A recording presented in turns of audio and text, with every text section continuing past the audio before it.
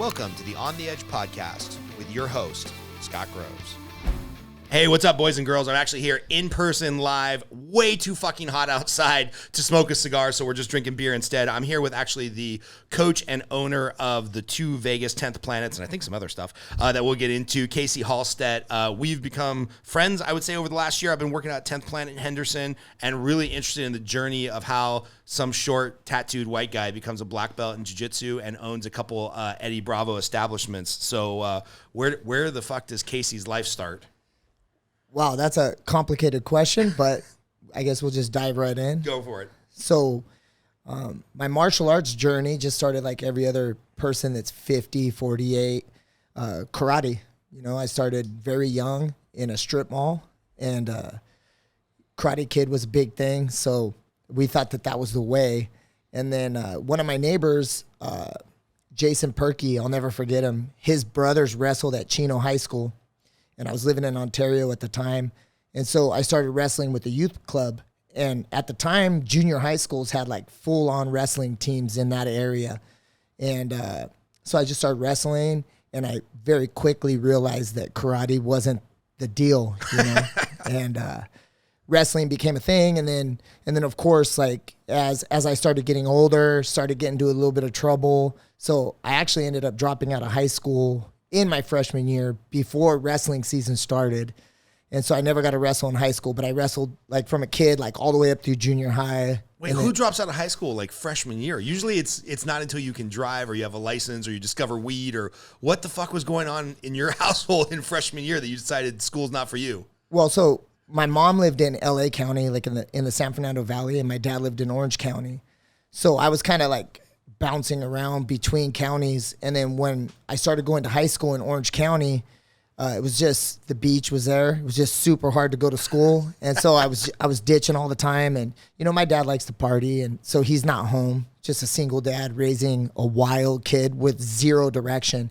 I had a lot of love growing up as a kid, but not a lot of direction. Right. And I just remember one day telling my dad, like, hey, I'm done going to school. I'm not doing this. It was like in the beginning of football season, and I was actually playing football. So I was like part of the freshman football team.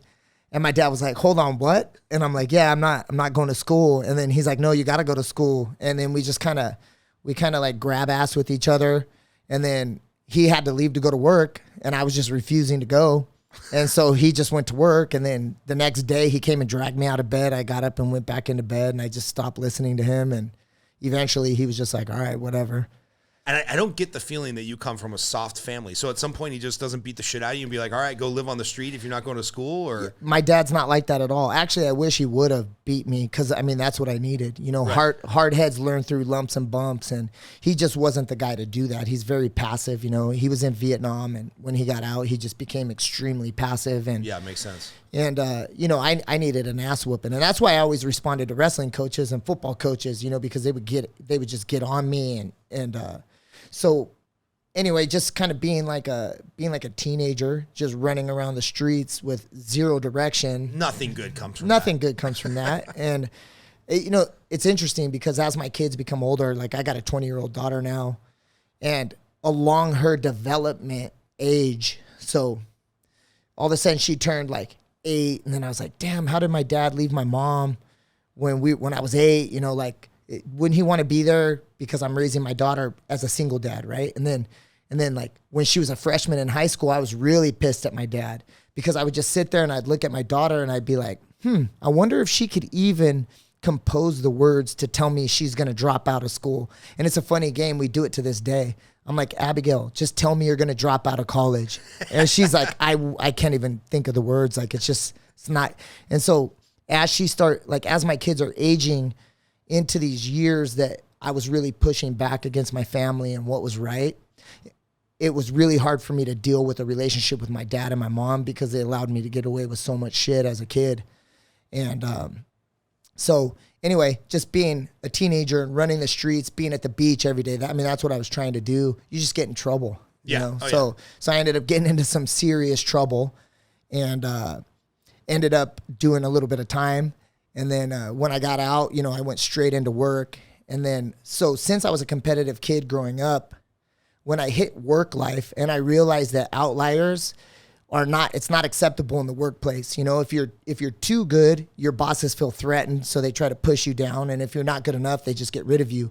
So this like 20-year-old me is like running around in like corporate America and just realizing that I had to be average, and then you succeed in this average space. How did you get out of jail and go into corporate America? Like not a lot of jobs out there. Well, I mean, times have changed a little bit in the last 30 years, but not a lot of jobs out there for high school dropout felons or whatever it is you got in trouble for. Well, it was a felony, but I had a juvenile charge. So the way that they word it is I wasn't convicted of a felony. I was committed to the state as a ward of a state. So like on all applications, it says, have you been convicted of a felony?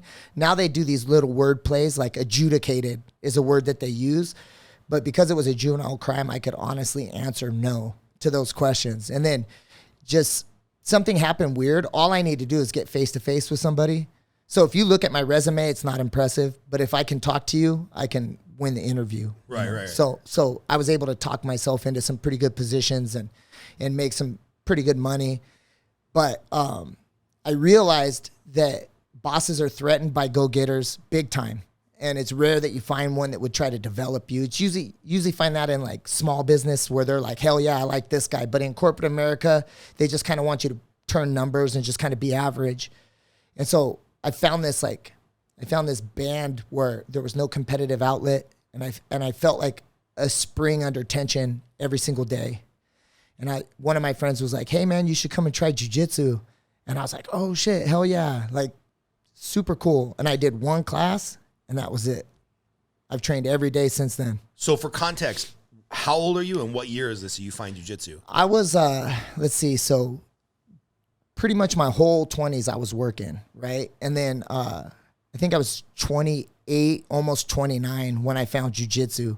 So it's like 2000, 2002. Yeah, something like that. UFC's just starting to become big, right? It's no longer underground. John McCain's not trying to like end it and say it's human cockfighting. Like it's getting real traction. People are getting into like mixed martial arts. It was right at the time when there was an understanding of what it was. Like before that, I remember tap out shirts used to say like tap out since before you knew. That was like their little tagline. And I remember like knowing there were some guys in the area where I was living that were fighting. And I remember, but I didn't quite understand. I mean, I knew the wrestling aspects and everything, but I'm like, what is this jiu-jitsu stuff? And man, it was gi. It was windows closed, doors closed, zero cross training.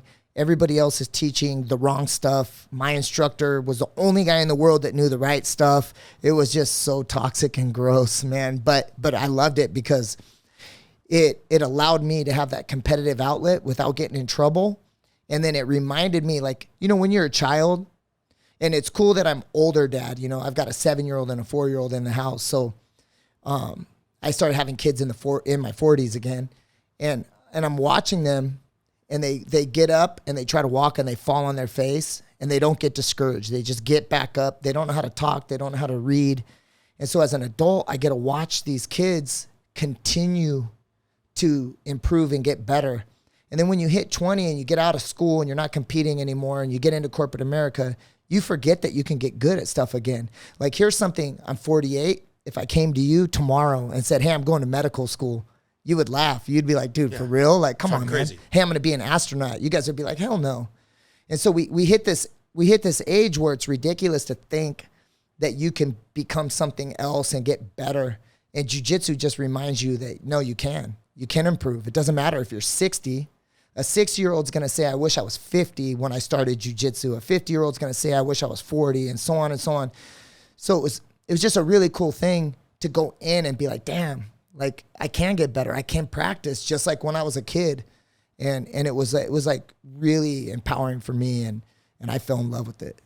That's awesome. I'm thinking of there's a guy Vern at the gym I used to work out in LA, and you know, he's a tough guy. I knew he had like just retired from the movie studios, so I figure like he's in his 50s or whatever. But this fucking dude Vern goes hard, bro. He's a purple belt. He's got those bony contractor elbows just digging into everywhere.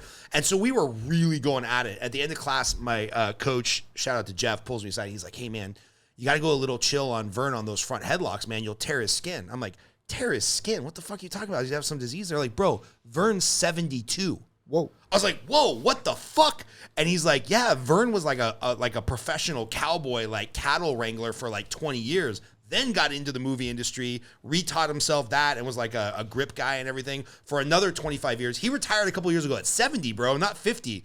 And I'm like, this guy looks young as fuck. And here he is in there, because he had kids later in life, with his 20-something-year-old kids just learning jiu-jitsu alongside of him. And that guy's still like breaking new ground at 72. Instead of everybody I knew when I was growing up was like just waiting to die of emphysema at 72. So yeah, times have changed, man. Like I'm 48, and I remember when my dad's in real good shape, so he's like a bad example. But I remember being a kid and having teachers that were in their 30s, and to me they looked like they were in their 70s. Yeah. And now I feel like, you know, we're hitting our prime in our 30s, like mid 30s, we're like rolling. And, you know, now at 48, I feel really effective still to this day. I mean, there are guys like Andy that just give me the business every time. But for the most part, like I feel pretty competitive. Well, he's world class, and he's in his, 20s, early 30s. Yeah. Like, you know, he's got 20 years of not creaky bones on us. Yeah, he's a stud, man.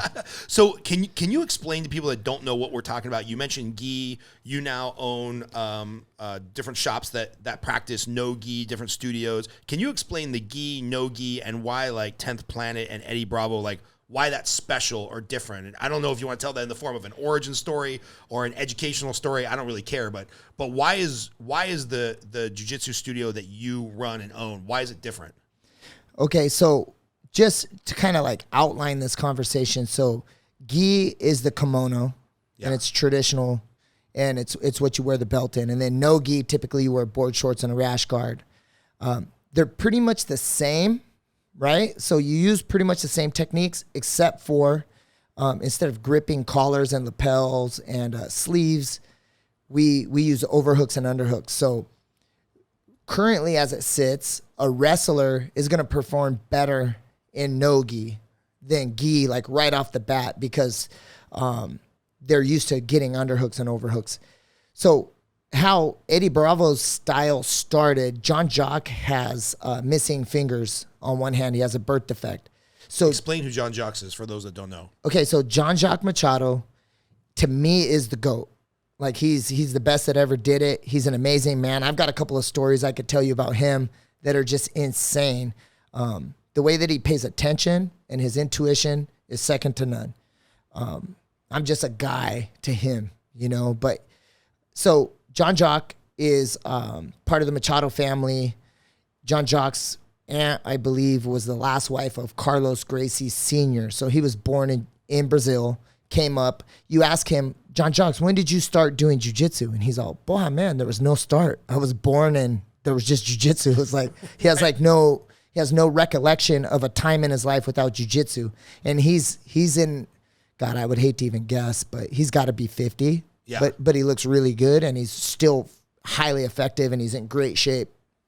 But he was the best 80cc competitor in the beginning, because Abu Dhabi Combat Club was no gi. And so like all the Brazilians that were trying to transition in had to deal with the fact that they had to take the gi off in order to train.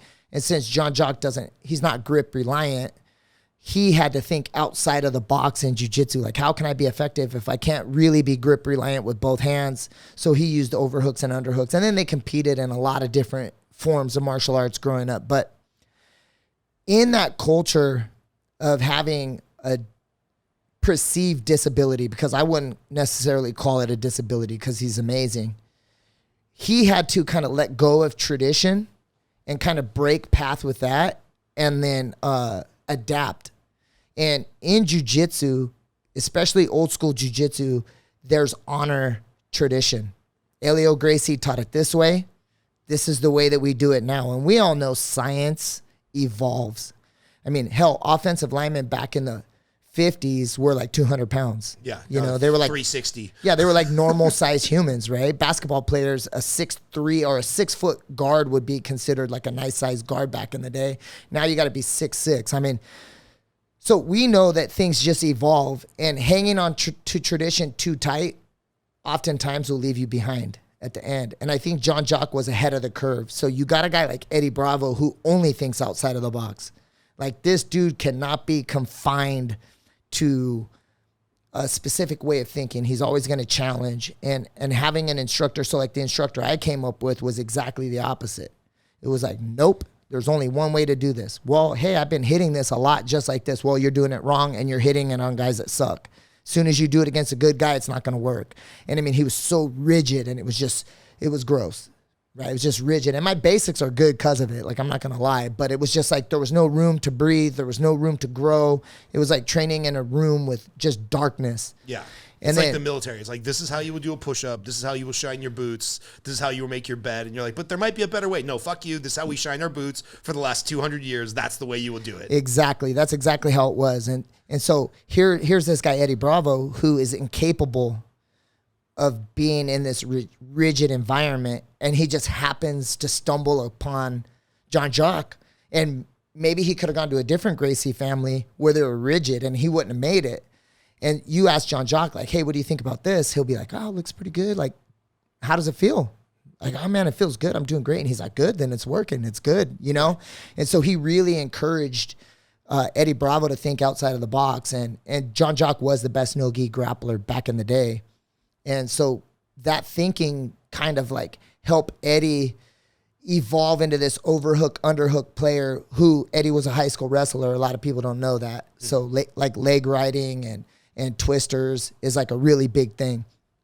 And so having Jacques, like, yeah, heck yeah, hit the twister. That's super cool. Like, grab your leg from the bottom in guard. Like, this was pre-rubber guard. Like, no one really knew what it was.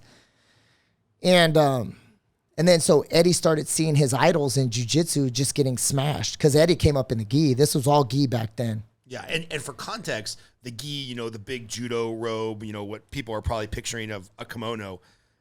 For Jacques to be amazing with that thing on where you depend so much on grips, it would be like taking LeBron James, cutting off his 4 fingers that he guides every jump shot with, and then he still is the greatest of all time. Like, I mean, that's the equivalent because so much of the gi is grips and holding on to people. And then Jacques is just like, oh, there's not a hand there. I mean, it's fucking crazy. Yeah, he can grab with like his thumb. He's got a little thumb. Yeah, like he can grab with it.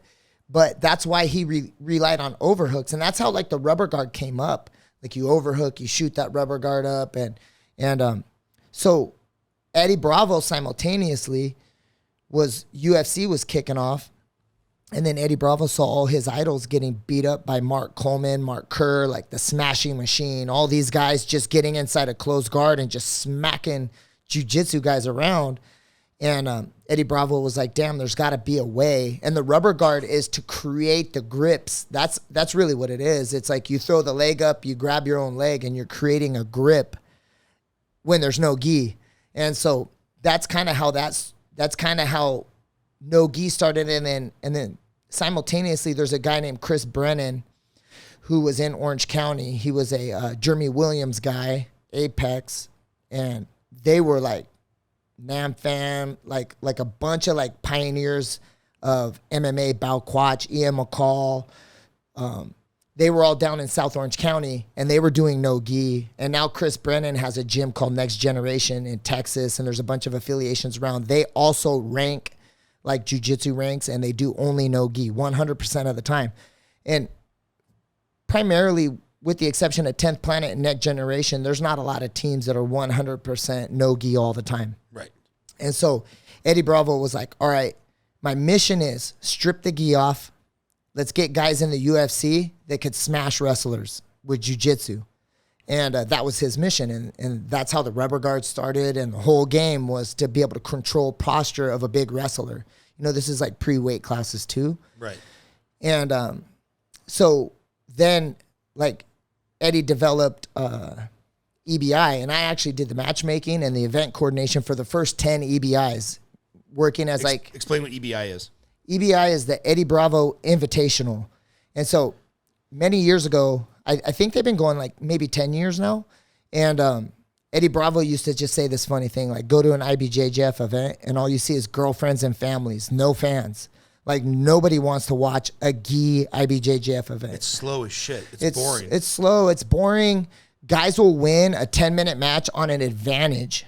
So or they'll get you DQ'd. Back in the days, there was no leg locks at all at any belt rank. So they would take your leg and make it a reap and then look at the referee and be like, hey, man, he's reaping me. And then he would get disqualified. And then the guy would jump up and rip his gi off and act like he did something crazy. And so Eddie and Master Victor Davila, he's the Mexican Joe Rogan. So he does all the UFC commentating in Spanish. And I remember we were at the 10-year 10th Planet reunion in Hollywood. And we were all like half drunk. And I remember Master Vic was telling me like, hey, we're going to do this thing. It's going to be submission only.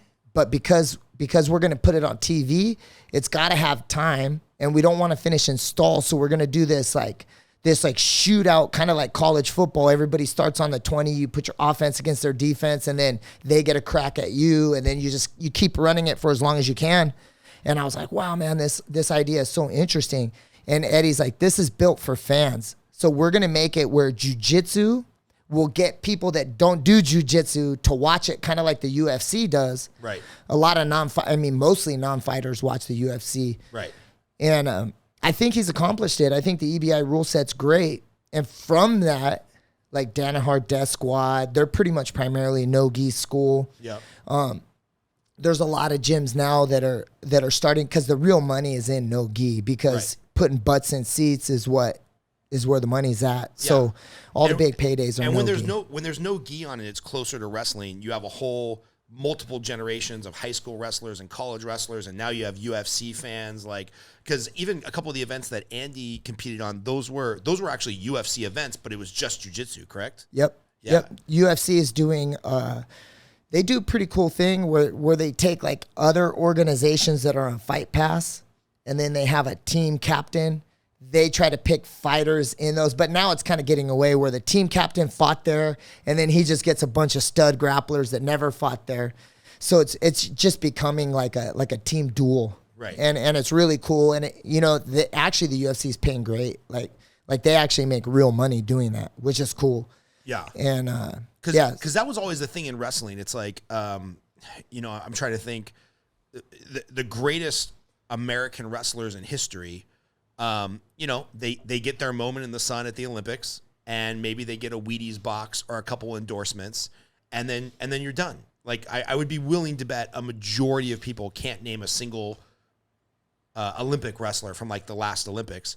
And then you look at the UFC, and now these guys are getting $250,000, $1 million, $5 million contracts. So what's the path from Eddie Bravo starting in downtown LA being like, no, we're going to do this thing. We're going to take this gi off. We're going to make it more palatable to like fans to, where are we now and where's the future for people to actually make a living doing this stuff? Well, I mean, honestly, like Eddie Bravo's amazing. Jacques is amazing. The lineage is incredible, right? So it's standalone. It's good. But without Joe Rogan, none of this works. Like I can't tell you how many people I've signed up. So at one point prior to the pandemic, I owned 8 10th Planets. Here's a fun fact. I've never been high in a jiu-jitsu academy in my life. Not one time. Per percentage, I own more 10th Planets than anyone on the planet. Okay. Now, why some people might not understand why this is so laughable, and maybe you can explain this to me. The weed culture and the stoner culture is so intimately intertwined with the jiu-jitsu culture. Like there's been a couple times at Sunday Open Mat where there's like 80 dudes on your mat, and I'm like, oh, I'm the only one not high as fuck. Me and you. Yeah, the two of us. That's probably why we're so injured and we can barely walk. And I've only been doing this for a couple of years. But okay, so all right, we'll talk about Joe Rogan, then we'll get back to the weed. Okay, so Joe Rogan and Eddie Bravo are like best friends. And Joe Rogan is an Eddie Bravo black belt as well as a Jacques Machado black belt. And for those of you that don't know, Eddie Bravo has the biggest podcast on the planet. And Joe Rogan. Joe Rogan does, right? Joe Rogan. Did I say Eddie Bravo? You did. Oh, okay. Joe Rogan, probably like maybe Adam Carolla's is pretty big too. No, Joe Rogan's is bigger, right? It's the biggest. So Joe Rogan has more people watching him than Walter Cronkite did when there was only 3 TV stations in the entire world. I mean, he's the most powerful guy in media, and a lot of people don't want to admit that. You can hire 30 IT guys to work on your website simultaneously, and when Joe Rogan mentions it, it's going to crash. That's how much stroke he's got. So, Fuck. So I would say Eddie Bravo being extremely polarizing too, right? And I'm glad you said jiu-jitsu weed culture, because that's the dirty little secret. Is 10th Planet was the stoners 10 years ago. But all the Brazilians were high too. Yeah. They just hide it because Brazilians are like more savvy business wise than like 10th Planet guys. 10th Planet guys are like, dude, come train, bro. Like, it's cool. You want to sign up? No? Okay, cool, man. See you next time. You know, let me know. Like, no one's going to call you from a 10th Planet to try to get your credit card. Right. You walk into a Brazilian academy, you're going to walk out of there with your head spinning and $1,000 gone. Bro, I won't mention the one, but I tried to walk into one. And again, this is Valencia, California, not the mecca of like the fight world. And they're like, you can only step onto our mats if you have our gi and our rash guard, and you must do this. And in your first month, you must attend at least one seminar for 200. I was like, bro, the guy down the street just said, we're going into a pandemic. He doesn't know if he's going to be able to keep his gym open. He'll give me private lessons for $50. Come in drunk, high. I don't give a fuck. We'll just hang out and work out. Exactly. And I was like, I ain't going to the one where they're trying to like upsell me for $2,000 on day one. Yeah, it's nuts. It's so nuts. So because of the business angle for many years, the Brazilians would talk shit. Actually, Eddie Bravo, Royler Gracie match at Metamoris, backstage, Royce and Eddie almost got in a fight. And if it wasn't for Jacques, it would have been a riot back there. Jacques, you know, he's like, hey, what's going on? He's the most peaceful guy yeah, ever, just right? super cool. But Eddie's throwing up in the back. And Royce is just like, bro, like, blah, blah, like just going off on him. And it's like, dude, everyone's high. Everyone's high. And when I first rolled out the kids class at 10th Planet Costa Mesa, that's my first 10th Planet gym. I remember a parent coming in, and you Google search Eddie Bravo, the first picture, he's in double lotus with a bong between his legs. And I'll never forget the parent. That's how much it's changed in like the last 10 years, you know? Right. I mean, I think 10th Planet Costa Mesa is 11 years old now. But he showed me the picture and was like, can you explain this? And I'm like, yeah, that's the guy that ranks me. That's the guy that gave me my black belt. And that's a bong. And he smokes a lot of weed. And I don't. And no one smokes it here. And he was just like, I don't know, man. I don't know. I don't want my kids around this culture. Right. And fast forward to now, and it's like, dude, no one even cares anymore. Well, weed's so legal everywhere. And there was one open mat when I first started coming. And, you know, I think to your credit, you've segmented the kids class and the parents park in the front. And some of the athletes that might need a little bit of a reprieve to their physical state, they park in the back.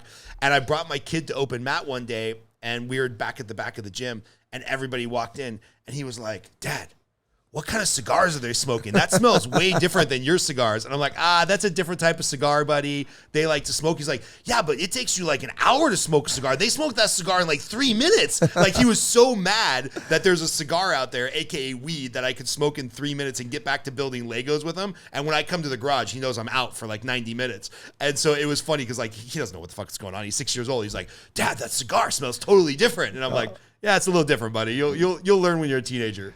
Dude, those guys are crazy. So why do you think it is? Is it the injuries? Is it the, like you mentioned, Eddie Bravo and Jacques being able to think outside of the box? Like, what is it about? And you don't really use, like I said, I've never seen you high at anything we've done. But what is it about the weed culture that is so intertwined? And we're talking some world-class jiu-jitsu people. When we were at the ADC trials, I was walking around like, I don't know who's sober in here. Nobody. Nobody. Yeah, exactly. What is it? Is it the physicality? Is it opening of the mind? Is it curing for injuries? Like, what the fuck is it? Well, I mean, damn, I honestly, like, I would just think that when you're so hyper-focused on improving, you become all consumed with getting good. Like, Andy has no balance. Zero in his life, right? And tell everybody who Andy is, your star people. Andy Varela is like, he's probably number 3 in his weight class in the entire world. He's about to do the biggest grappling event in grappling, ADCC. He made it to the big show. And I mean, I've coached some of the best fighters in the world. You know, I've had Mark Munoz, Tony Ferguson, Lance Palmer, Carla Esparza, Alex Perez, Chito Vera, Ian McCall. Like, the names I could name 1,000. Cody Stamen, Joe Benavidez. Like, I've had all these guys, and we fought for UFC titles. And I remember when Tony Ferguson first walked into the gym, I was like, holy shit, this guy's like a Lamborghini. He's already so good. I need to make him 1/100th of a second faster than he already is, and he's going to be a world champ. I knew it. And I mean, I've had like really talented guys come into the gym, and I'll never forget when Andy came into the gym. I had more of a feeling than I did when Tony came into the gym. And a lot of people don't know Andy's a hell of an MMA fighter too. And I'm just like, bro, like, and me and him have these talks now. I'm like, dude, if you don't make it to the UFC and knock a lot of dudes out in the UFC, I failed you as a coach. Like something happened. So like when ADCC passes, we got to get back on this MMA thing, or you need to just put it to bed and just attack jiu-jitsu competitions like forever. And then we try to go world titles and move up that way. But, Andy is definitely the most talented guy I've ever seen. The eyeball test, he passes that. The physicality test, he passes that. The technical test, he passes that.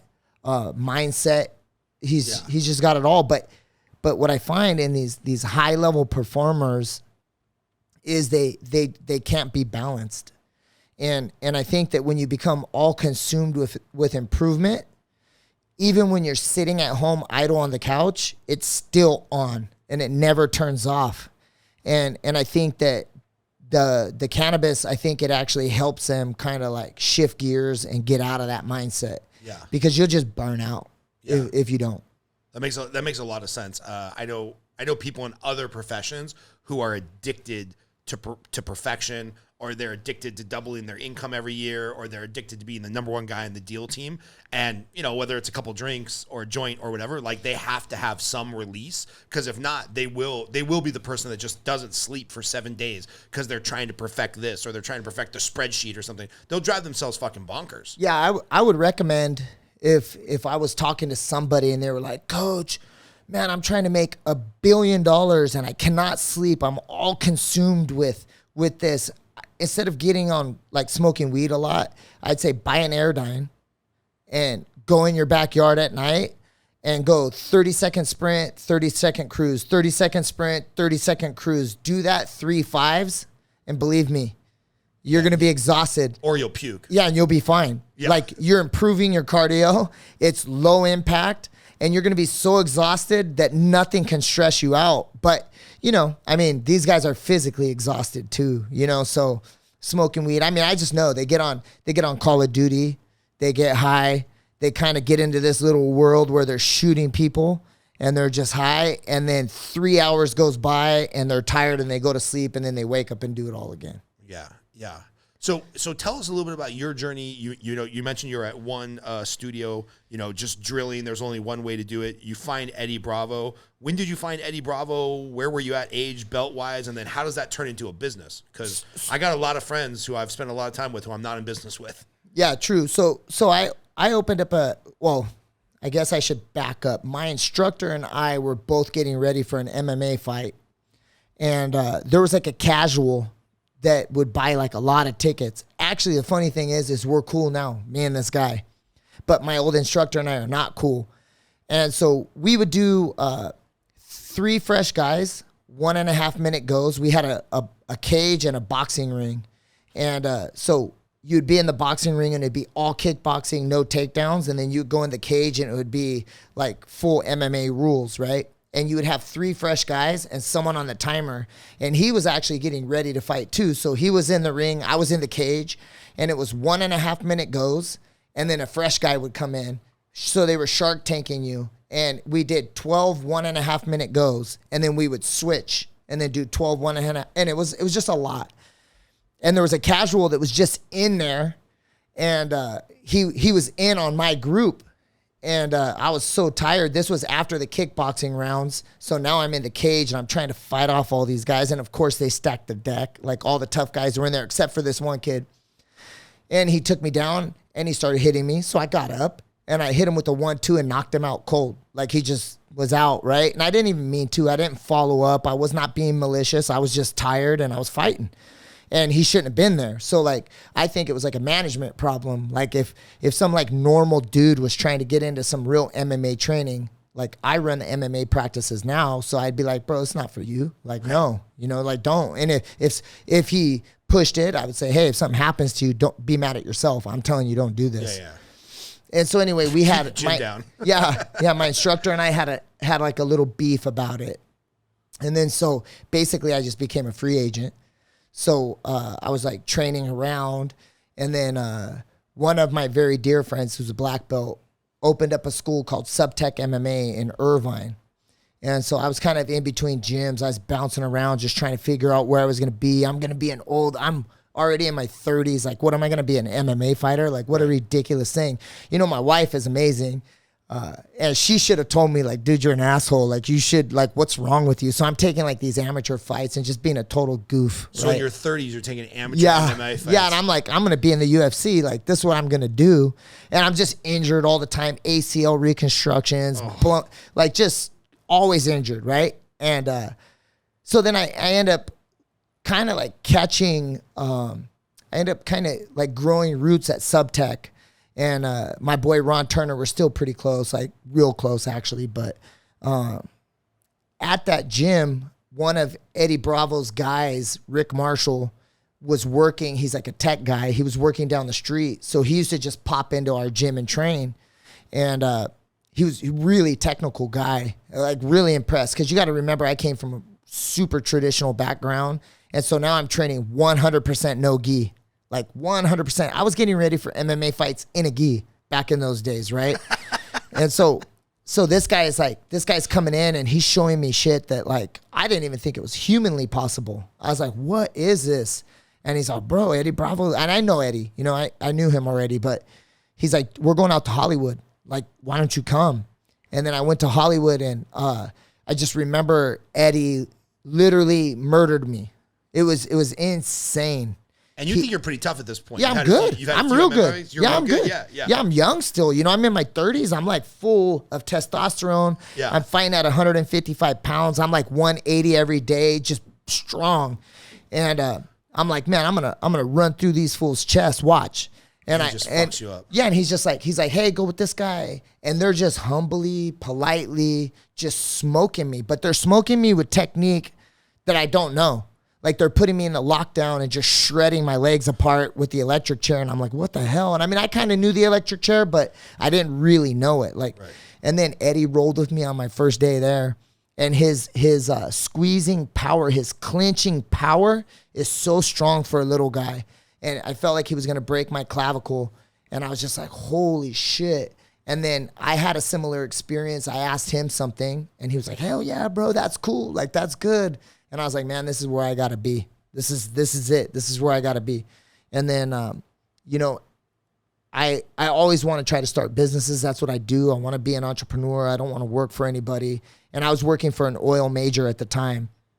And my boy Ron was having me, like, handle a lot of his gym stuff. So I was kind of learning, and Eddie and I hit it off. And then I was like, man, you know, like, we're renting space out of this gym. We're going to move into Costa Mesa, like right off of MacArthur. And I was like, man, we should just, well, actually, at first I didn't want to do a 10th Planet. I was just going to keep the Subtech name, but have our own freestanding building. And then it just turned out that it made sense to do a 10th Planet. And then once I opened 10th Planet, Eddie and I we got super tight. And then from 10th Planet Costa Mesa, I opened 10th Planet Buena Park, 10th Planet Orange, 10th Planet Irvine, 10th Planet Las Vegas, Tucson, downtown. Damn. And then Lombard in Chicago. I invested in one of my guys that used to train in downtown. But he actually just gave me my money back, so I don't have any piece of that. But yeah, I mean, that's pretty much how that all happened. So what's crazy to me is, like, you know, I do mortgages, I coach people, I've got probably 6 employees. Finding good staff that you can find in a 9-to-5, sit behind a desk, no physicality job is fucking tough. When you're talking about somebody to open a gym with, you know, because obviously you can't be in 9 places at once instructing.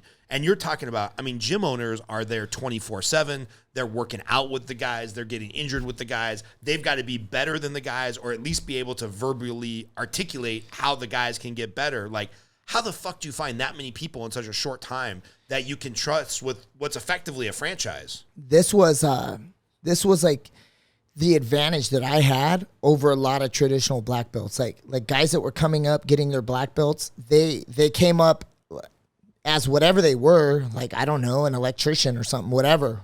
or just a fighter. And they came up, and luckily for me, I've always kind of like elevated into middle management. I'm very aggressive. So the thing that holds me back is the thing that gets me in middle management, right? So when I was working for the oil major in Carson, California, I was a pusher. Like, so our job was to develop people, because we had a lot of projects, right? So you have to develop people to be responsible. And, you know, when you're working on the pipeline, you're governed by Department of Transportation. So like if you fail, you go into jail. Like Shell's not going to take care of you. Like they're just going to be like, hey, you're on your own now. Yeah. You were trained. Anytime corporate America trains you, they're trying to limit their liability. That's what they're doing. Like, hey, we put $100,000 into this guy. Like, he should have known better, right? Yeah. So yeah, the Exxon Valdez captain like went to jail for the oil spill, and it's like, well, it was an Exxon boat. Shouldn't it be the company's like responsibility? No, fuck it. Captain's going to jail. Yep. Anyway, same thing. Deep Sea Horizon. Like, none of those dudes in BP went to jail. Like, right. You know, it's all operators that got in trouble for that. But so developing talent is something that I've been really good at. You know, and martial arts, you have like I don't want to say. There's really no way to say this nice, but you have leverage because these dudes want their black belts, right? So, but I'm also like, one thing that I did, I'm not going to name the guy, but I love him, man. And he's performing at like such a high level as a gym owner. And he's actually making other businesses as he goes, exactly what I always wanted. But I'll never forget, this is how I judge talent. So I sat this kid down and I was like, hey man, actually, his first day of training, like, he's a good-looking kid. Think Spencer. Yeah. He's a lot like Spencer. Good-looking kid, really smart. And I was like, hey, man, you're going to own one of these gyms with me one day. Now, fast forward a few years later, he's like a blue belt, purple belt. And I'm like, hey, man, and I know he's driving like a really nice car, expensive, and I know the kind of job he has, so I'm just estimating that he's in debt. And I sat him down. I said, hey, okay, so here's what I want you to do. Is I want to try to help you a little bit.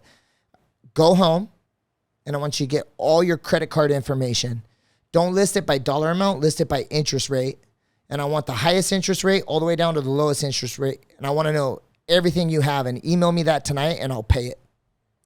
And he was like, what? Like, why would you do that? And I'm like, because I want to invest in you. And then you're going to live lean, and you're not going to have anything, and you're just going to grind, and you're going to make it happen, and then we'll go into business together. I promise you.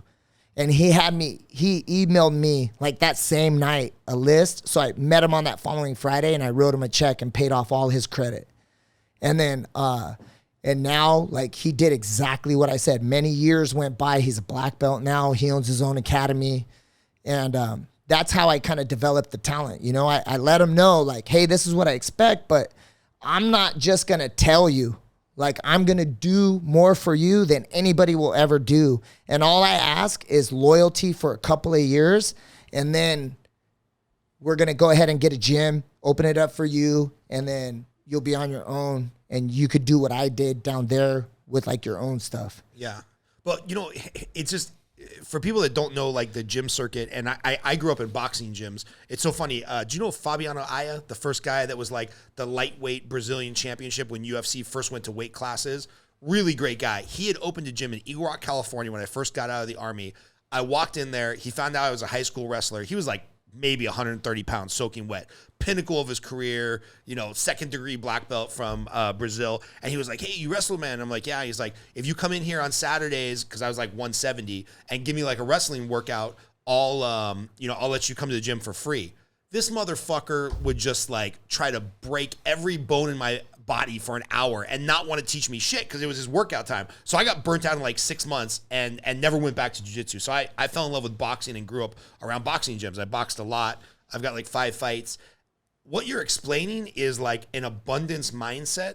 And there's not a lot of gym owners that have an abundance mindset. Most gym owners have this scarcity mindset for, God forbid, one of their trainers does a private lesson or tries to make money on the side, or holy shit is going to open their own gym one day. They lose their goddamn mind. And there's so much politicking and anger and backstabbing. Like, you're not normal, man. Like, maybe it's normal in the Eddie Bravo circuit, but like in the gym world, CrossFit, boxing, Soul Cycle, Orange Theory, anything other than these giant corporations like Planet Hollywood or Planet Fitness and 24 Hour Fitness, other than that, which is a giant corporation, you go to any gym franchise or small mom and pop place, there's a scarcity mindset of like just pettiness. And I don't get any of that from you. Yeah, it is.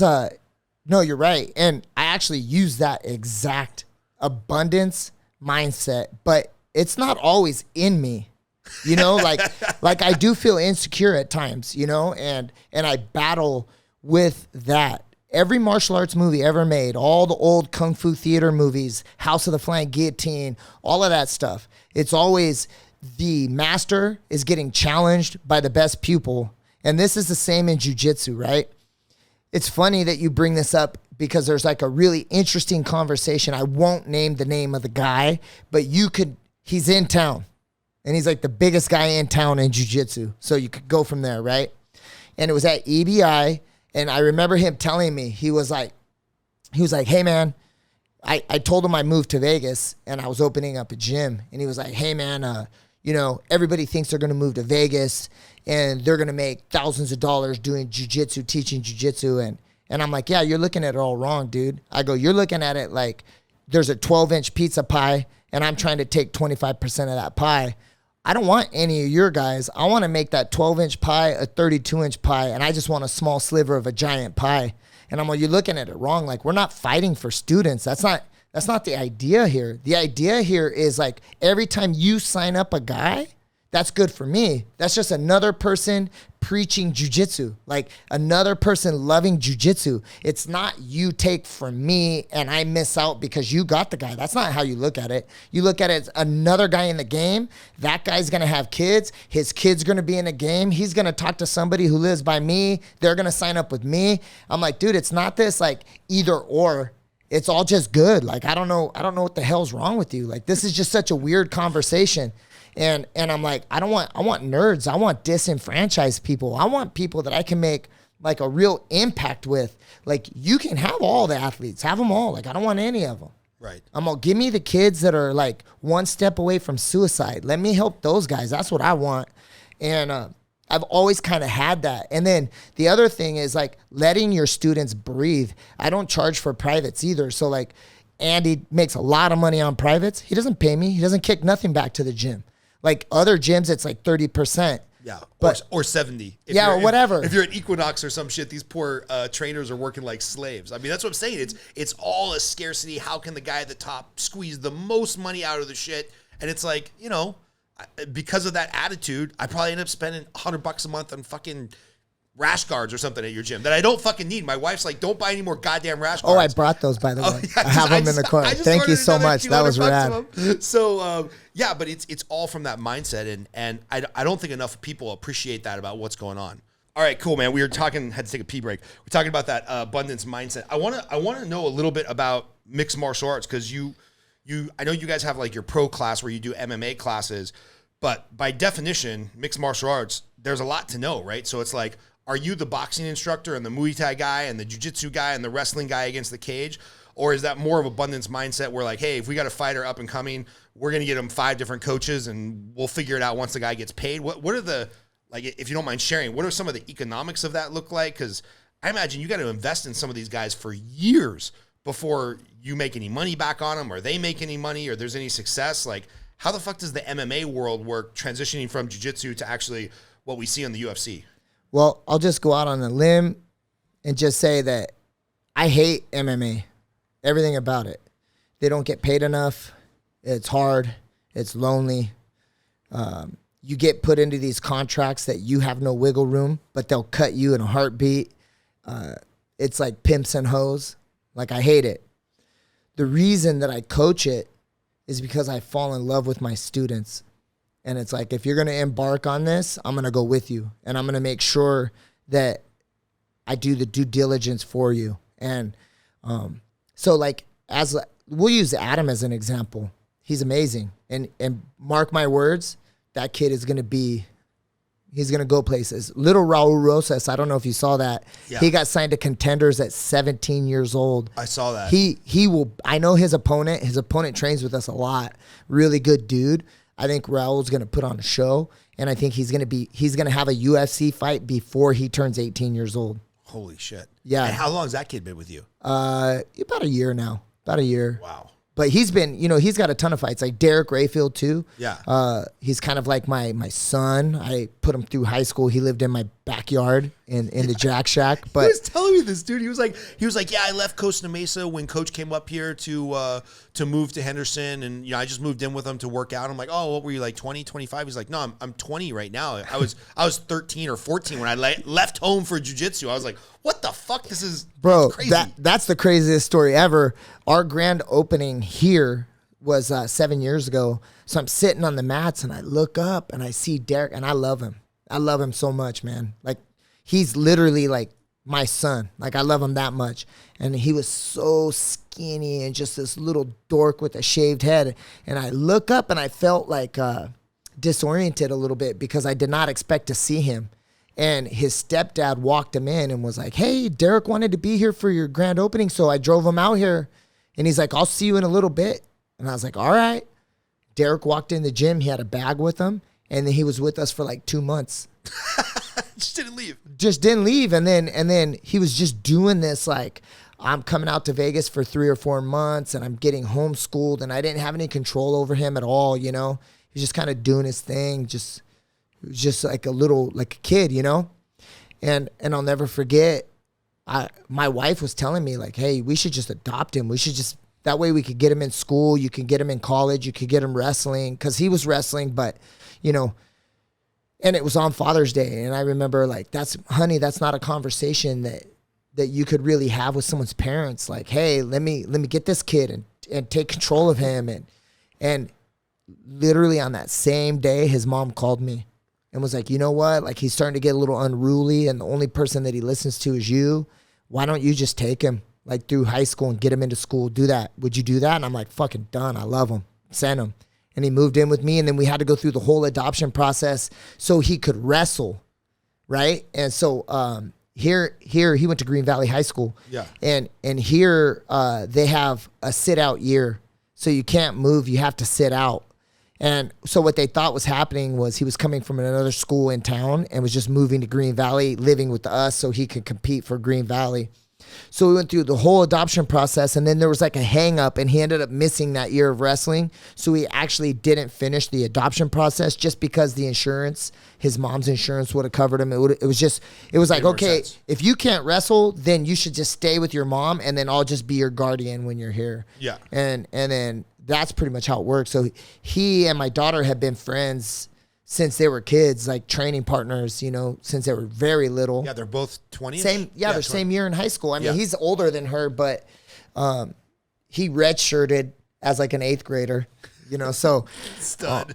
So he was like a 19-year-old senior, My daughter was like a 17-year-old senior, but they were in the same class, same wrestling team growing up, same college wrestling team, and best friends. So it just worked out great, That's crazy. So yeah, tell me about MMA. Like, what when you're going on that journey with them, do you bring in other boxing coaches, or like I wouldn't even know where to start with the training, because it's like the body can only take so much punishment on one day.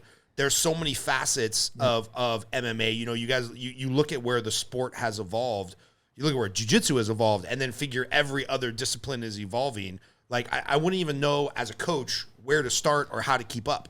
Okay, so let's say good enough, right? Like, I'm good enough to get somebody to a certain level of striking. Like, I'm a pretty good striker. Like, people don't know that. But also, I own a kickboxing gym in Orange County called Classic Fight Team. Tyler Wombles is one of the best kickboxing coaches in the world. He coaches Raymond Daniels. Raymond Daniels, like, one of the craziest strikers, like, on the planet. But it's in Huntington Beach. And he and I, when I was in Orange County and I was coaching fighters, and I was also teamed up with Colin Oyama, who's also like a legendary striking kickboxing coach.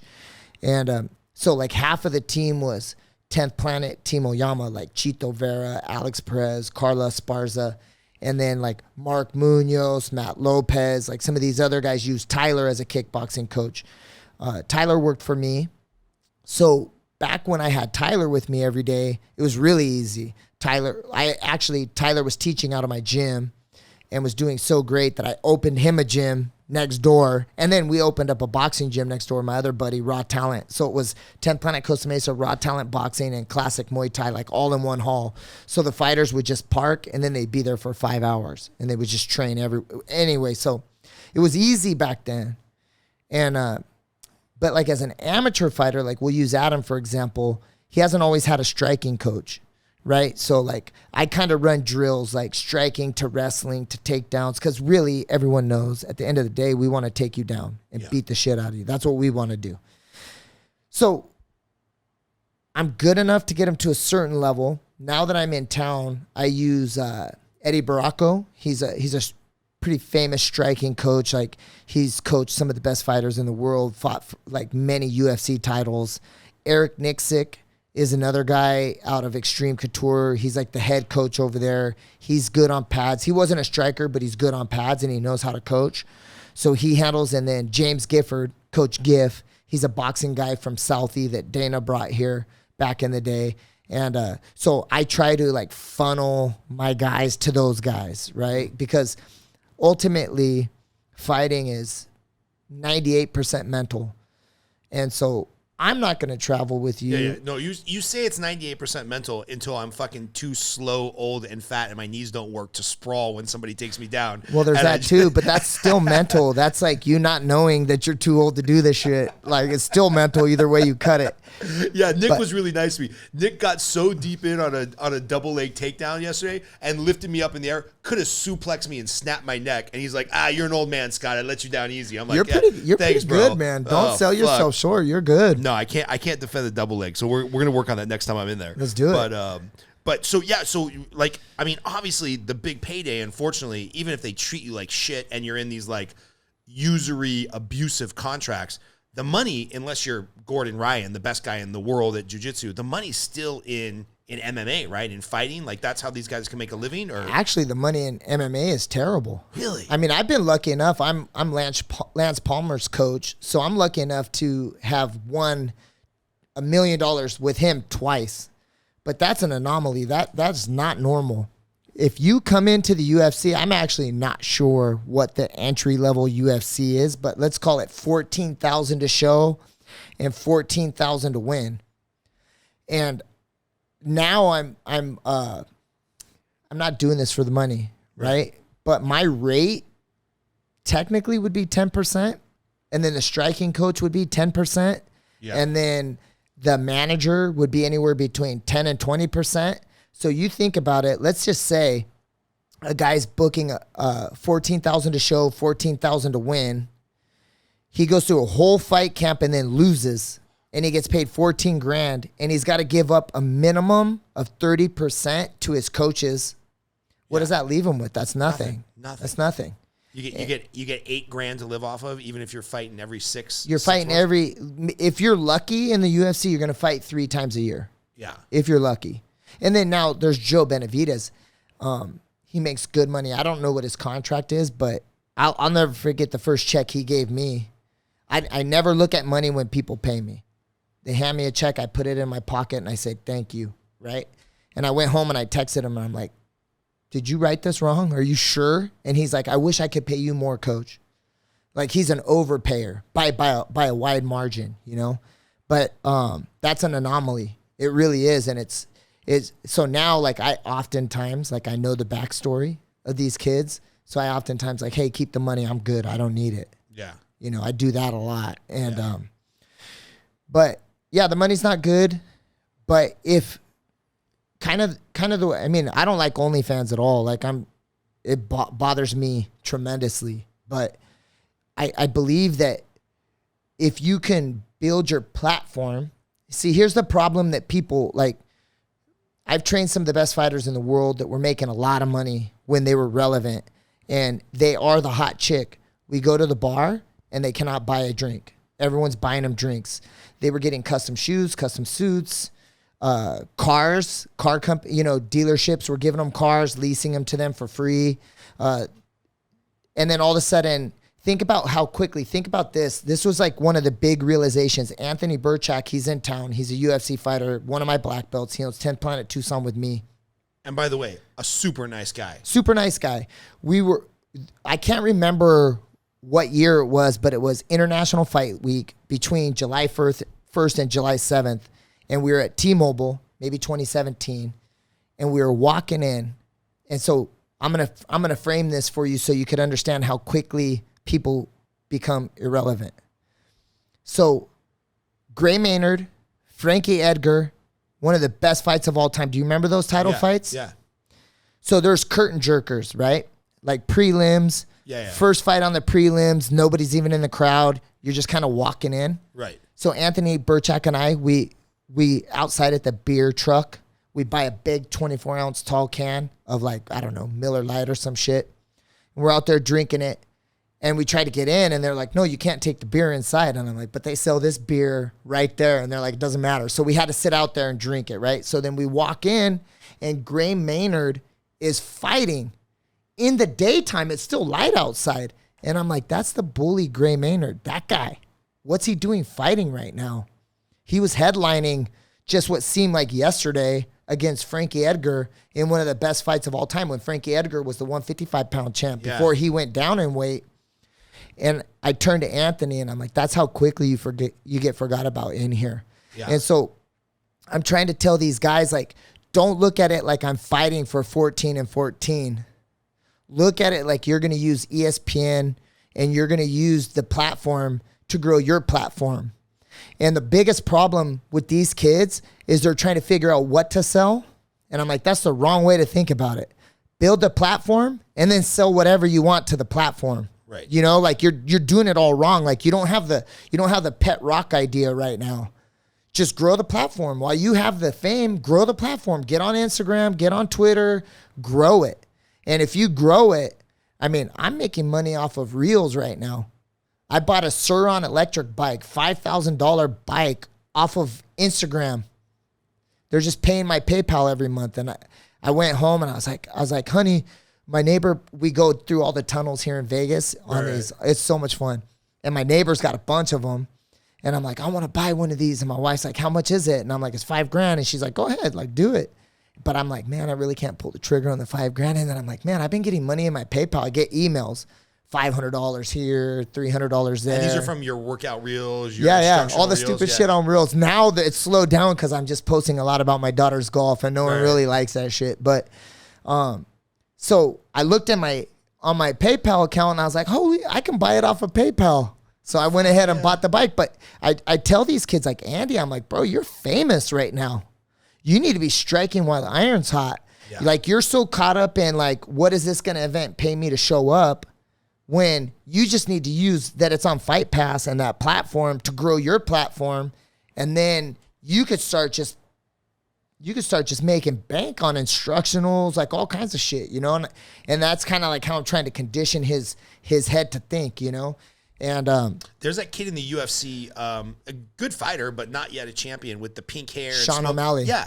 Whoever is managing his shit, they've got it dialed in. Like I'm a fan, but I wouldn't say I'm like of UFC. I'm a fan of, fight sports. I'm more of a boxing fan, like a boxing purist than a UFC fan. But I'll pop down $80 for a pay-per-view. But somehow that fucking guy keeps showing up in my algorithm. He's selling this or he's selling that. Like he's clearly got his persona that he's developed. So if he snaps his leg tomorrow and can never fight again, he's got a platform. He's got a million viewers. Like he's doing it. He's doing it right from the PR side. He's big on Twitch too. Like huge. He's a huge gamer. Like really good. And people don't even know this about Andy. Andy is a top Call of Duty killer on Call of Duty. Oh, dude. So good. All right, cool, man. So you were talking about how you're just encouraging your competitors to build their platform and do their thing. Like, where do you think the sport goes from here? Because I agree with you with all the abusive contracts and whatnot in MMA, but the beauty about UFC being just a lifelong boxing fan is, holy fuck, man. Boxing now, we've got 13 weight divisions and 5 or 6 major belts with like 3 other competitors. And you got fucking Golden Boy doesn't want to talk to Bob Arum. So the beauty about the UFC is they can say, hey, fuck you. I'm going to make the fight that I want to fight. And if that, that obviously Dana White wants to make.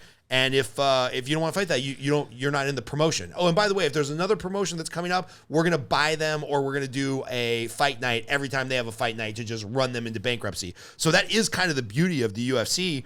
And I'm kind of seeing a little bit of the thing right now in jiu-jitsu where it's like, it's really segmented. You got the Eddie Bravo Invitational, and then you got Flow Sports trying to do some stuff. And then you got people just doing online shit like the Subs on the Shore. And it's all cool, but for real money to come into the game, like somebody has to emerge as the big player. So like, where do you think the future of jiu-jitsu goes? Like if you've got a guy working out with you who shows a lot of promise and he's a teenager or a young 20-year-old, are you telling him, hey man, go become a fireman and do jiu-jitsu on the side? Or is there a career in jiu-jitsu?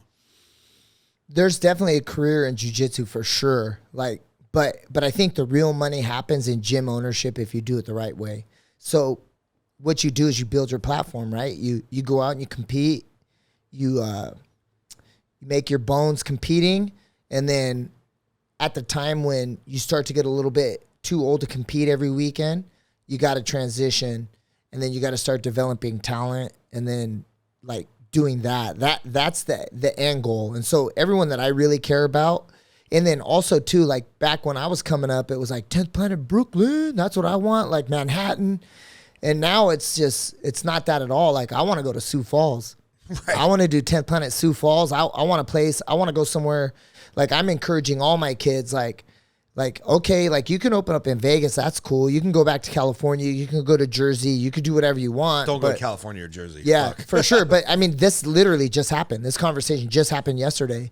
And I'm like, but in reality, I'd be looking at middle America somewhere, preferably somewhere that's a Republican state where they're not going to mess with you too much and it's going to be easy to do business. I mean, I just had a student open up in Mission Viejo and it took him a year to get open just because of like permits and everything.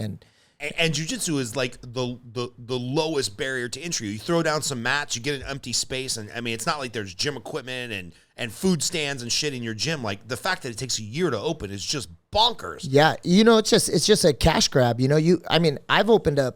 I've probably opened 12 gyms in California, and it's conditional usage permit. Oh, martial arts is not permitted for this shopping center. So you gotta hire a guy from the city. Then you gotta get a professional architect he's gonna just draw the landscaping in the front of this building, and then you gotta figure out parking. Then you gotta do a traffic impact study, and then you gotta do this and you gotta do that. And then the final day to get signed off, they come with a measuring tape, and then they measure the toilet for ADA, and if the toilet's too close to the wall, you got to blow that whole bathroom out. Even a lot of times they don't allow grandfathering to go in. Like when you come in, they're like, hey, this has been wrong since 1960. You need to fix it. And I've even had a guy on his own dime that we had to do it in Vegas, but it was because it was never hooked up. We had to run a sewer line from the building to the actual sewer in the back of the building. You could see the trench is brand new. Luckily for me, the landlord paid for it. But I've actually heard where people had to do that. They just requested it. Like, hey, you got to change the sewer line. This thing's from 1960. But it works. But you just need to change it. You're moving in. And you're opening a gym. This was like a clothing store. Like nobody used the bathroom before. Now you're going to have 100 people in here using the bath. Just crazy stuff, So I actually think in jiu-jitsu, there's money to be made, but just like in anything, you have to diversify and you have to be able to expand well beyond what you're actually doing, making money. Yeah. And you talked about the power of Joe Rogan talking about jiu-jitsu, increasing the popularity. And it's so funny. I was listening one day to Joe Rogan. He was talking about jiu-jitsu. And then I was listening to this guy, Professor Scott Galloway, who's one of the few liberals who I can listen to on his podcast because he talks about tech and business. And he talked about this thing that I thought was really interesting where, especially because of COVID and especially because of like wealthier people getting wealthier and poorer people getting poorer, he's like, if you're wealthy, you can basically avoid the melting pot of America. You can have a home theater system that rivals going to the movies. You can have a Peloton to where you don't even have to work out with people that don't look like you, smell like you, don't make the same amount of money. And when I go to the jiu-jitsu gym, it's crazy that there's some balling out of control professionals in there, all the way down to, dudes that are, making a living. They're custodians or they're working at Chick-fil-A or whatever. Like I don't even think you have a normal student, but what's a normal jiu-jitsu student? Okay. So so you could call it like a student avatar. Okay. It would be you. honestly, like that's who you would target, right? So like you target like a family man, someone that's married, because if you're trying to build a business around 20-year-olds, they get fired, they get girls pregnant, they get promoted, they get transferred, they move, they're not as stable, right? So that's the thing is like everybody goes after that shiny thing. So the backbone of a lot of gyms is some Brazilian kid that they brought here, and he's a rolling stone. You know, he's just going to be in and out. And I've always made it like it doesn't appear to be that at our gym because of what you see. But in Henderson, there's over 500 students in there. The backbone is core, solid people.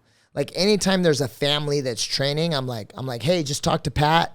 Like the regular prices shouldn't really apply if you're trying to sign up like 4 or 5 people. Like you shouldn't be paying a mortgage to train here, right, you know? Right. And so like when you're looking at your perfect student avatar, it would be like someone that's stable and someone with a family, you know, and you know that they're going to be local for a while. Like I think the average student lasts about 9 months.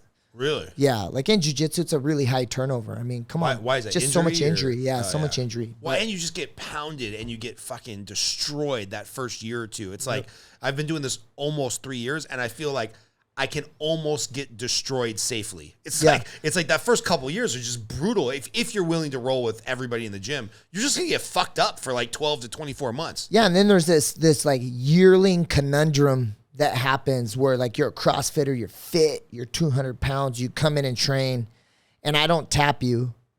And you're like, okay, cool. I rolled with the instructor. He didn't tap me. I sign you up.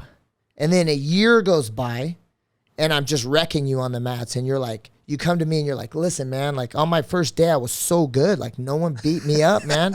And now I'm a year in and I actually think I'm getting worse. And it's like, no, actually what's happening is you were analog, or you're still analog. You need more reps to get to the digital speed. So when you first came in, do you remember Rolodex? Yeah. So you had a Rolodex and there was only one card in it, and it was defense, panic. That's it. and plus I'm trying to get your credit card, right? Right. And then as in this first year, you haven't done enough reps to be fast. So every time you come in, I give you a new card, armbar from closed guard, butterfly sweep, scissor sweep. So you're still on this Rolodex. I'm rolling with you, but you're actually like really good now. So I'm turning the level up just to stay ahead of you. But now you're attacking offense, which is opening you up instead of just like super tight and tense. And I can feel that you're not as tense and you're thinking more, but you're just a step behind. So listen, you're actually getting better. So this first year, you're just learning so much that you're just bogged down by the amount of information you get. Second year, you start to smooth all that out and you start to transition from analog to digital. And then by the time you get into the third year, you start to manage your tension a little bit, hopefully. So now you're rolling less tension, which will cause you to not get injured either. So if you can make it to year 3 in jiu-jitsu, like blue belt, like about to get a purple belt, you should be good. Because really the thing that's going to get you injured is being tense. Yeah. Like the tenser you are, the more likely you're going to get an athletic injury. You know, but you have to get through all that shit first. So you habitually promote people slow in like a belt process, which it's kind of silly to me. These guys that are like super in love with like, how many stripes do I have? And I go to another gym and they're like, oh, are you like a brand new blue belt? And I'm like, yeah, but also I haven't put a gi on for a year because I've been training at 10th Planet. And then by the way, kudos to what you and Eddie Bravo and all those other guys have built, because every other gym I've guested at, when I'm like, oh, I work out at 10th Planet, but like, I'm not that 10th Planet guy. I'm not Andy Varela. That's just where I work out. It's like their fucking Super Bowl. They want to go to town and be like, oh, fuck, can I fuck up a 10th Planet guy? And I'm like, this sucks, bro. I just want to get like a workout in. I'm gonna start telling them I'm from, you know. But do you smash them? Like, do you have success? Yeah, no, it's great. It's great. when I go with guys my own skill and age, and then like, there's always the black belt guy who's like, oh, you're 10th Planet, let's roll. I'm like, fuck, bro, I've been doing this for like 12 months. And they wait until you're like 7 rounds in, and then they try to crush you, and you're like, bro, congratulations, you won practice, nerd.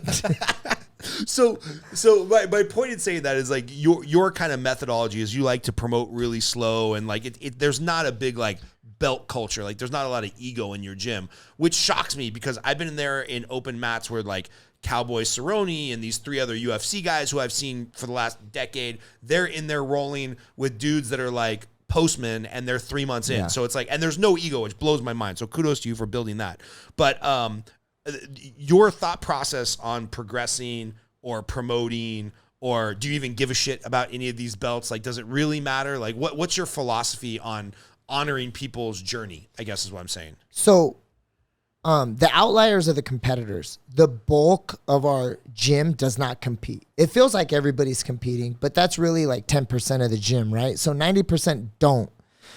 So when you get a belt from me, I want it to mean something to you, right? So if you get it too early or before you think, like, I think everybody should compete in belt once just to prove to you that you're that good.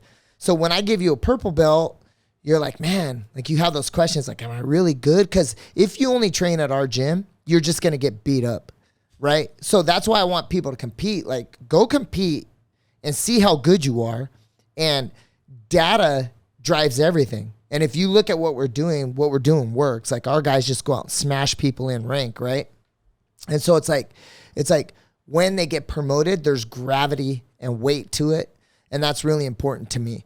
I don't want somebody to just be like, oh, I got this belt from him. I've been here for 3 months. It's like, no, you're going to cut your teeth. It's going to be terrible. It's going to be hard. You're going to feel like you got passed over 3 or 4 times. And when you get it, it's going to mean something and you're going to know you deserve it. I mean, my daughter's been training since she was 4 years old. She wrestles in college. She's an absolute savage, and she got her purple belt last summer. Yeah, she's a savage. I don't know a girl that she won't give a run for their money, and like she'll go toe to toe with a bunch of the dudes her size. Yeah, but it's like you're mad because you've been here for 5 minutes and you want your blue belt. My daughter's been training for 16 years and she's a purple belt, and she's wrestling in college. Holy fuck! How's she doing, by the way? She's good. She's good. I mean, they haven't started yet. Like, she's an RA there, so she had to take off a couple weeks early to get. Yeah. They're actually like onboarding everybody today, and class starts tomorrow. But she's been in the weight room. Like, she's not really grappling. Her and another RA are wrestlers, and so they're in the wrestling room drilling and stuff. But they're gonna get cracking soon. That's nuts, man. Yeah, I want to get your opinion on this because I remember it probably was only 10 years ago that Dana White and some other owners or whatever of different fight organizations said, no way, no how, there'll never be women fighters, there'll never be this. And now a couple of them work out at your gym.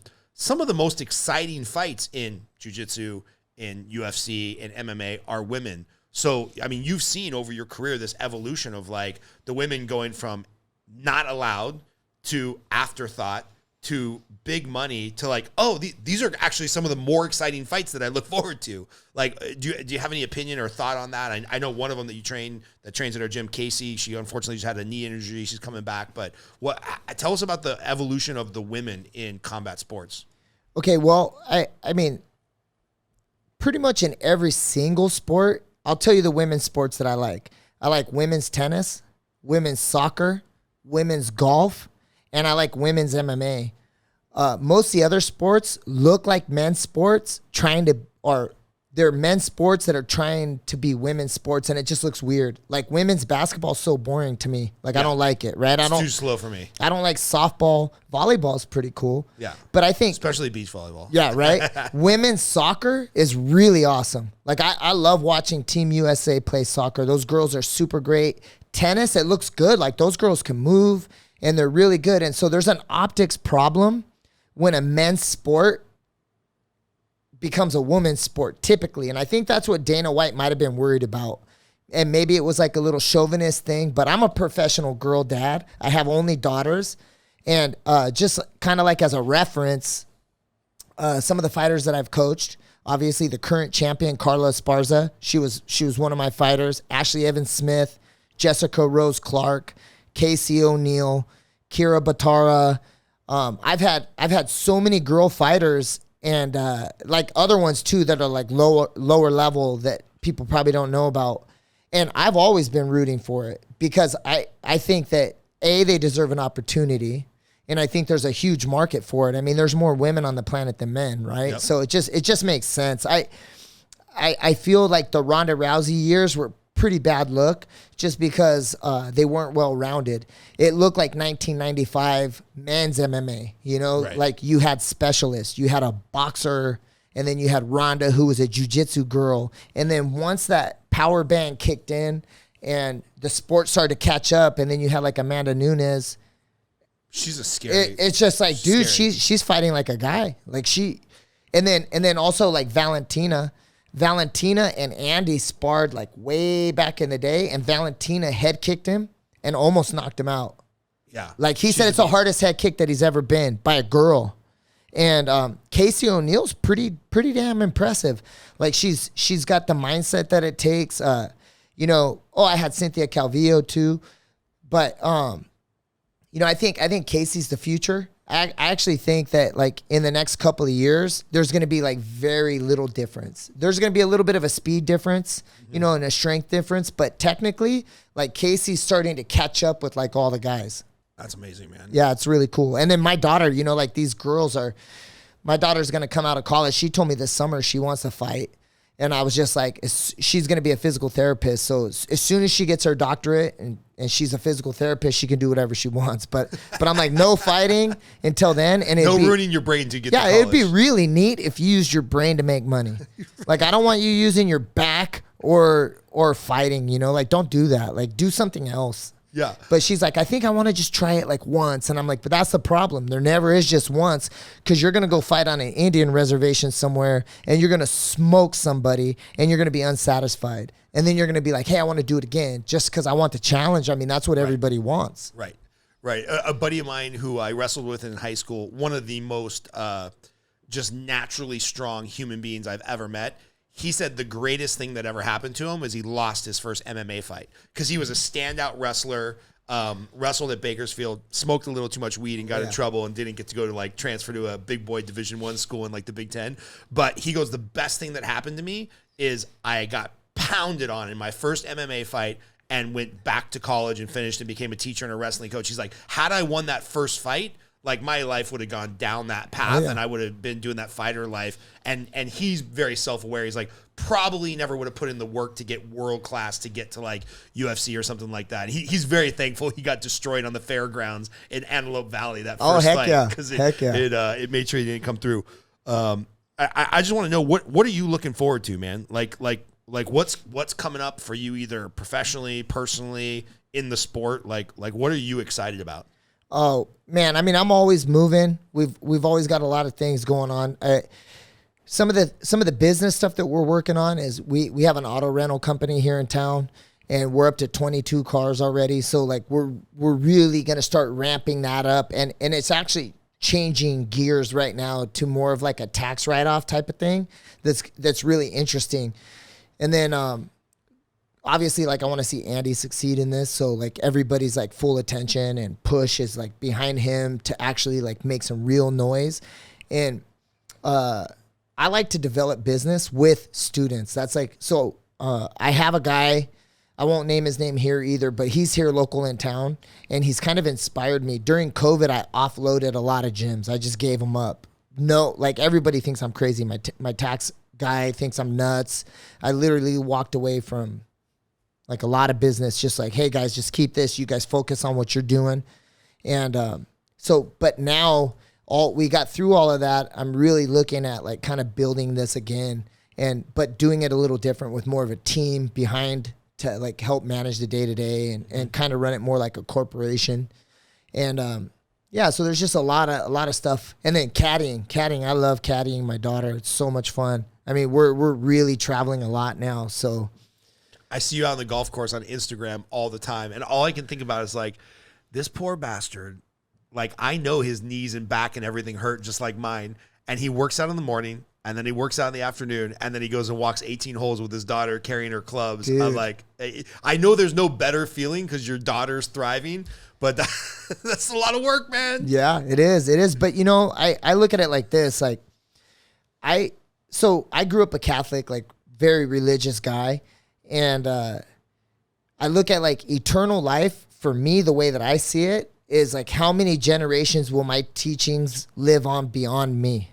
And so I have this compulsion to be an excellent father. Like it's so crazy. And so like I am tired and my knees hurt and I get home and all I want to do is sit down.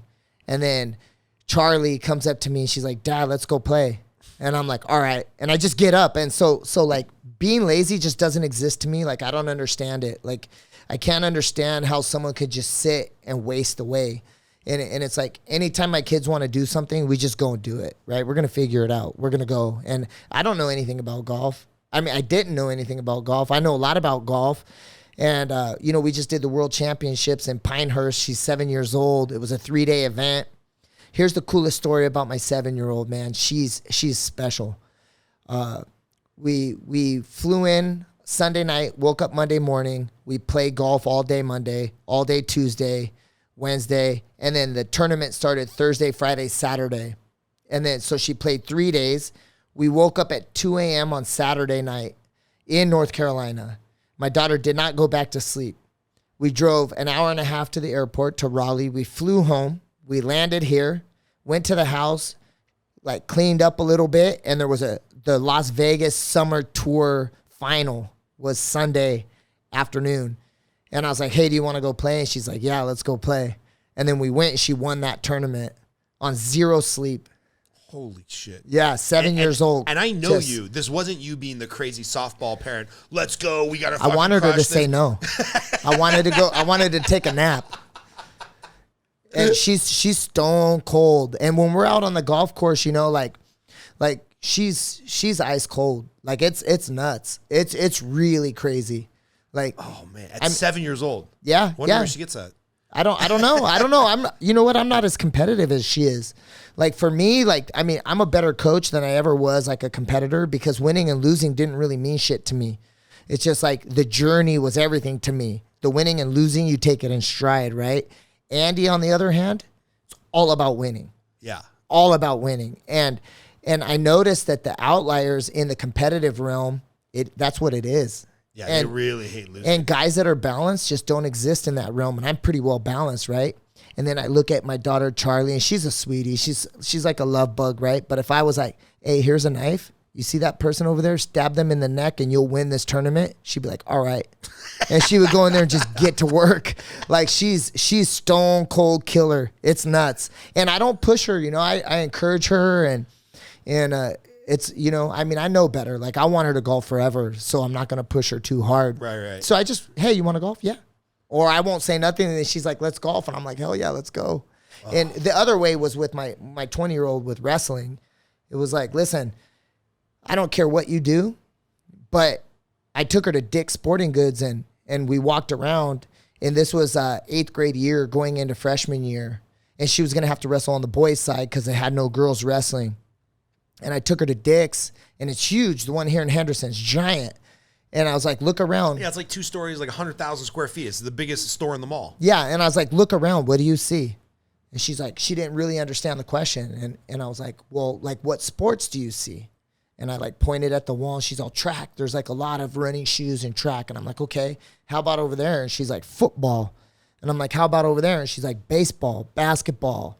And then I took her, I had looked there prior, so I knew where the wrestling section was. It's not even, doesn't even warrant a section. Yeah, it's like 4 shoes. Yeah, it's like 2, at the time it was like 2 shoes and 2 different types of headgear.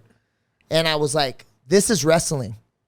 They get 3 square feet in this entire mall, in this entire store. Why?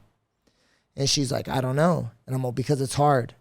I'm all, that's why you need to do it. You're the oldest kid, and one day I'm going to be gone, and I need to know that you're battle tested, and I need to know that you can grind, and no one can wrestle. No one can do it. It's hard. And that's why there's all these other sports get all this other square footage, and wrestling gets this much because such a small percentage of people can do this.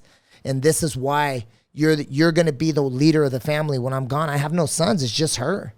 And she just looked at me and was like, I understand. Okay. That's it. And I just know that Abigail, she had to get pushed, whereas Charlie doesn't need to get pushed. She's self-motivated on that. But Abigail understands the mission, and she's going to be able to outgrind anybody. There's no one that's going to outwork her. Nobody. She's going to have to marry the baddest ass dude, or he's just going to be so intimidated. Dude, her and Spencer are dating. Oh, okay. Well, there we go. How crazy is that? That makes a lot of sense. I was like, you guys are nuts because, first of all, like, this is my right-hand guy. Right. You're my daughter. So, like, if you guys break up, I'm going to take a bat to you. You know, it's so crazy. I mean, I don't know, but. That's awesome. Well, congratulations, because Spencer's a good kid. Yeah, he's a good kid. I love him. And he's super good looking. Like, Yeah. it's so funny. You posted some picture. It was like Andy shirtless, just looking ripped as fuck. And then Spencer just looks like he should be on like a Beach Boys album cover, just the best looking kid ever. My wife turned to me and she's like, I don't think you're doing jiu-jitsu the right way. Like, why don't you look like one of these guys? I was like, fuck you, honey. Yeah, yeah. Hey. Luckily I have other talents other than looking like a superstar in jiu-jitsu. Well, Coach, man, I really appreciate you being in here. Now that I know you're looking for business ventures, it planted to see that we'll have to do something together at some point in the future. But I'm down. I appreciate the talk. And after Andy wins ADCC, we'll set up a third mic and we'll have both you guys in here for the interview. That'd be awesome. Let's do it. Where do people find you, man, if they want to follow along? The easiest way is Coach Casey10 on Instagram. I mean, I'm running the account, so if anybody wants to reach out, just DM me there. Also, too, I have a YouTube channel, Casey Halstead. It's got like some of my philosophies. They're a little outdated. I haven't been very active on it, but it kind of will give you some insight on the way that I think, and that's pretty much it. By the way, some of your insight, one of the first classes I came to in the morning, and then I've been coming to the evening classes because it works out better with my kids. But one of the first morning classes I came to, I'll never forget this. I got a buddy who wrote the book, The Miracle Morning, and he's very much like positivity, abundance. You know, it's all about getting up in the morning, starting your day right. But you get him alone, and he'll give you the unadulterated version of how he thinks about people that don't get up. But, you know, his public persona is like very positive. Like, Sure. you never say anything negative. I come to one of your first classes and you're like, by the way, motherfuckers, if you're the type of person that hits your snooze button 7 times, you're also probably the same motherfucker that's not paying your insurance bill. You probably also don't put out at work, and you're just a lazy mother. Just fucking end. Just cancel your gym membership right now if you're the type of person that hits the snooze button 12 times, because I know you're also not paying your insurance, and I don't want you in my gym. And I was like, I love this guy, dude. This is like my kind of place. That's so funny. I don't remember that exact speech, but that sounds exactly like something I would say. Totally, man. All right, dude. We'll have you back after ADCC. Hell yeah, let's do it. Thanks, man.